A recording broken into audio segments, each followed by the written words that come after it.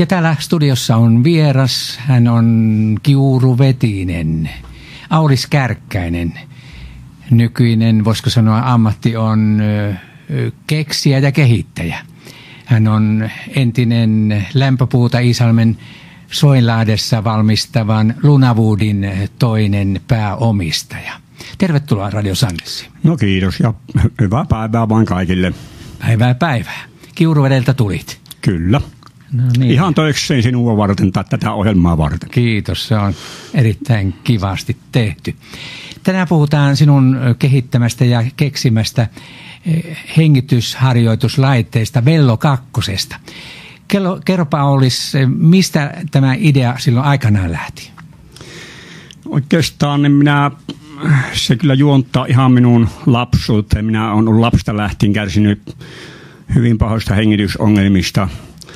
Lapsena muistuu mieleen, että yleensä aamuyön tunteina hengitys pahasti vinkuja.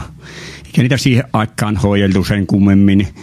Eikä oikein semmoinen käsitys mulla on semmoinen muistikuva, että kun siihen aikaan puhuttiin näistä keuhkotautiparantoloista, jossa ihmisiä 50-luvulla oli, niin sitä itse asiassa pelkäsi, että joutuu itsekin jonnekin kaavassa keuhkotautiparantolla, niin parempi oli, kun piti niin kuin tavallaan omana tietona, eikä sitä tutkittu sen kummemmin. Ja muuta kuin joskus koulussa hiihtokilpailussa minä ihmettelin, että kun itse asiassa minä ehkä olisi ollut melko kovakin hiihtämään, mutta kun henki ei kule, niin se hyvin äkkiä niin häviää se vahti siitä. Ja kyllä. Nyt minä sitten jälkeenpäin olen niin aikuisempana ymmärtänyt, että kun se pohjimmiltaan oli kysymys siitä, niin että minulla oli siihen aika jo pahat hengitysongelmat. Ja tietysti limmo, kun tuli hirveästi, niin ei se nyt oikein hyvä ole sinun kilppokaan hiihtoa. Sä et varmaan ole koskaan tupakoinut. No olen minä tupakoinut aikaisemmin, mutta nyt on kyllä ollut pitkään polttamatta sitten. Hyvin kauan. Pahentiko tupakka? No varmaan, ei siitä ole epäilystäkään, eihän se tupakka käy kellekään, että toivottavasti kaikki ihmiset, jotka varsinkin kun ne käyttää nyt velloja, kokeiloja, kun ne näkyy, mitä sitä keuhkosta rupeaa tyhjenemään, niin kun sitä rupeaa tämmöinen vuosien saatossa kertynyt räkäjämön ja irtoamaan vähän kerrassaan, niin viimeistään siinä vaiheessa ymmärtää, että ei tämä kellekään sovellu. Aulis, sinä rupesit jo vuosia sitten jo Lunawoodissa ollessasi kehittelemään tätä hengitysharjoituslaitteen prototyyppiä. Kuinka pitkä kehityskaari sillä nyt on tähän mennessä?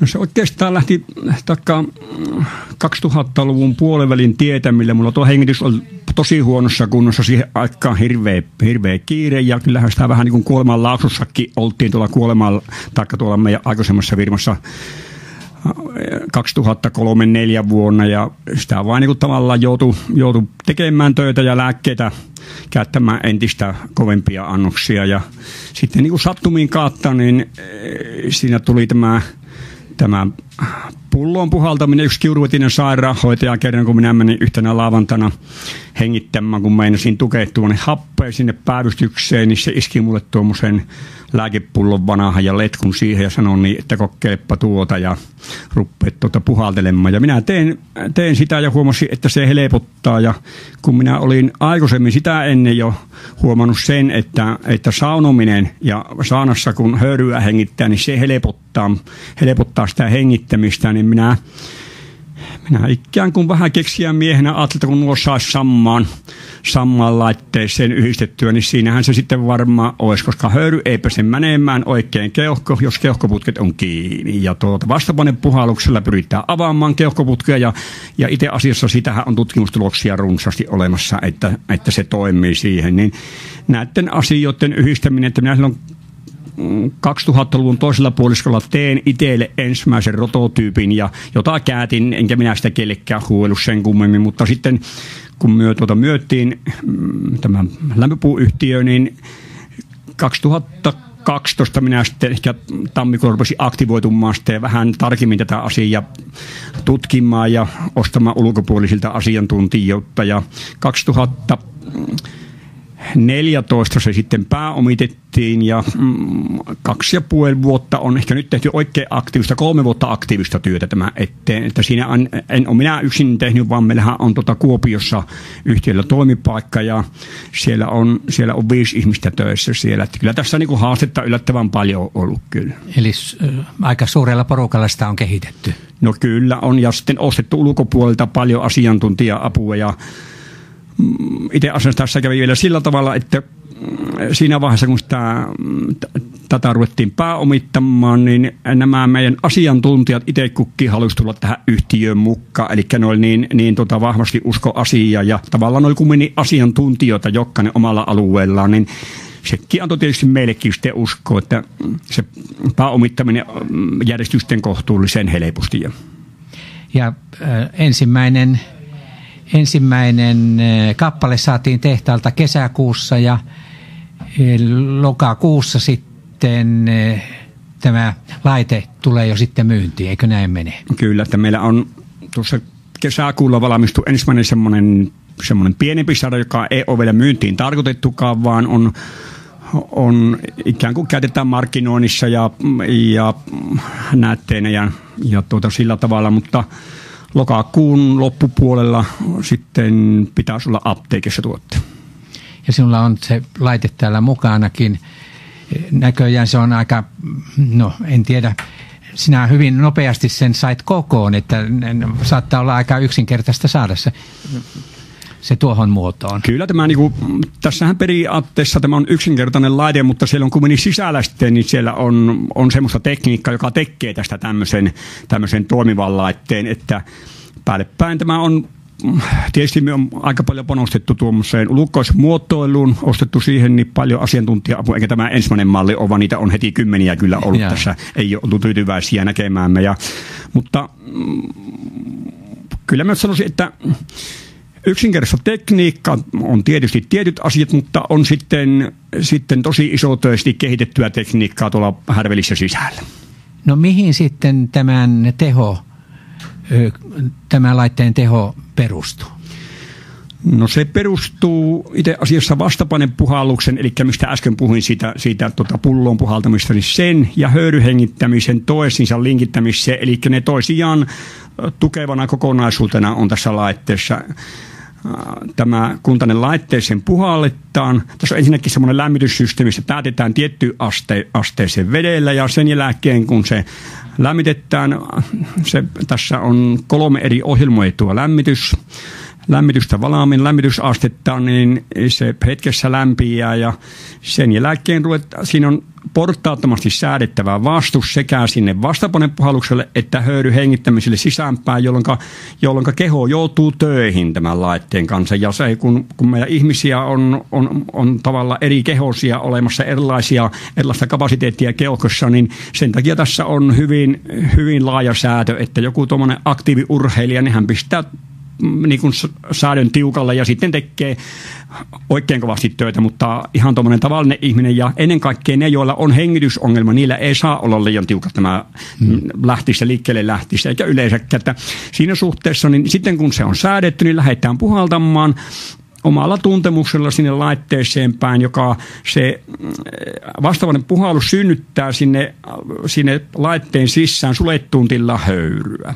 Eli se kuplii siellä se neste, johon puhalletaan ja se höyrytillaan syntyy höyryä ja kun se on ikään kuin paineakkunaan toimiva systeemi, niin sitten kun lähdetään vetämään sisäänpäin, niin se tekniikkarakenne on semmoinen, että se ei takaisin tullessa laske vettä, vaan se ottaa sitä höyrytilassa sitä höyryä, joka sitten hakeutuu niihin pikkusen avautumaan alkaneisiin keuhkoputkeihin. Ja kun tätä tehdään kumpaankin suuntaan, niin se koko ajan pyrkii avaamaan niitä keuhkoputkia ja samalla se kostuttaa niitä ja lähtee niin kuin liuottamaan limaa ja räkkää sieltä ulos ja kostuttamaan hengityselimistöä kokonaisuutena. Lisätäänkö tuohon veteen jotakin aineita? No siihen on olemassa meille semmoisia mentolikapseleita, joita on 1 kapseli pudotetaan sinne nesteessä ja se 1 käyttökerran aikaan sitten liukenee sinne.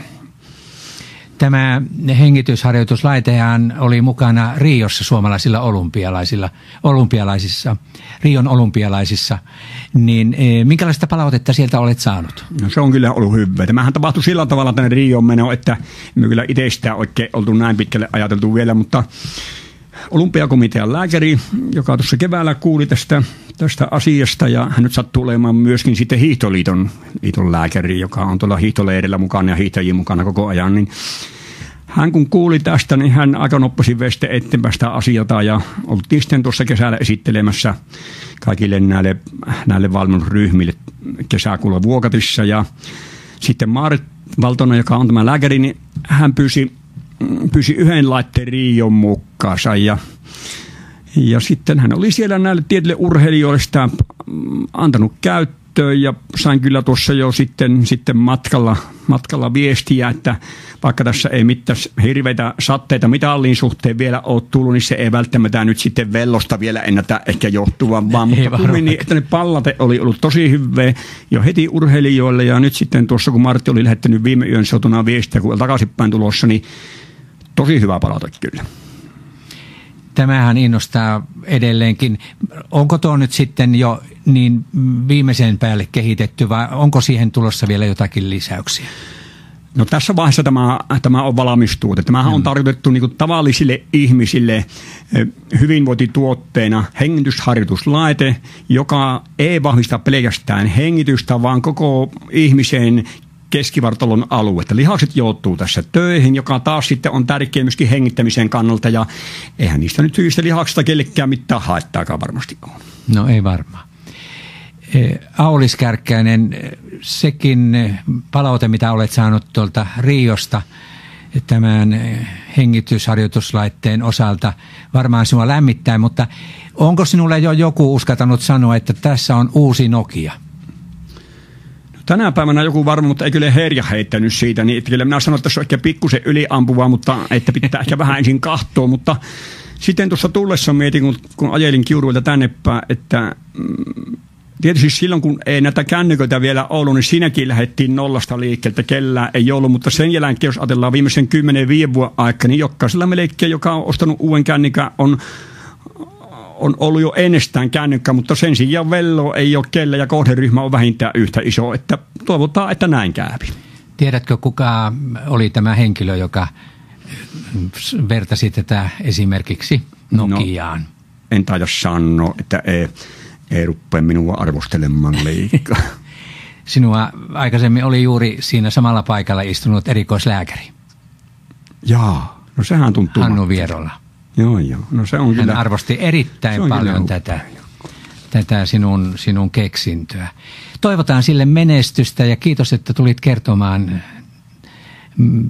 Minä luulen, että menestys on jo taattu. No en ole sanonut, mutta haluan kumminkin niin tavallaan korostaa sitä, että vaikka tässä on tämmöiset urheilijat nyt ollut niin pinnassa, niin meillähän on kohderyhmiä tai niin hyötyjiä tosi paljon. Eli ne tavalliset ihmiset, jotka haluaa hengittää paremmin ja jotka on esimerkiksi, joilla on joku hengitysongelma, ne on tietysti varmaan ihan potentiaalisin kohderyhmä, mutta sitten hengitysongelma tullut, jos ei käytä keuhkoja taikka huolehdi niiden keuhkojen kunnosta.